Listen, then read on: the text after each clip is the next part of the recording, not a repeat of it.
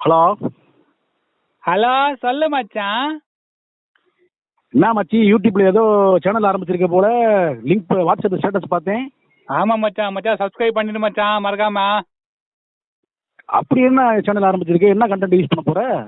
மச்சான் இந்த படம்லாம் எடுக்கிறாங்கல்ல, அந்த ஆமா. மூவிலாம் வந்து டீகோடிங் பண்ண போறேன் மச்சான். ஓ, அந்த அளவுக்கு அறிவு இருக்கா உனக்கு?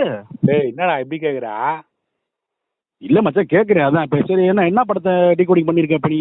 மச்சான் இப்போ வரப்போற எல்லா படத்தையும் டீகோடிங் பண்ண போறேன் மச்சான். இப்போ ஃபர்ஸ்ட் வந்து இந்த விடாமுயற்சி இருக்குல்ல, ஆமா. அதுல இருந்து ஆரம்பிக்கிறேன். இப்போ இந்த படம், அந்த படம் தான் இப்போ போட போறேன் வீடியோ. Super super. என்ன கண்டுபிடிச்ச அதுல டீகோடிங்? ஏய் என்னடா எவ்வளவு பெரிய மிஸ்டேக் கண்டுபிடிச்சிக்கிறேன் நானு.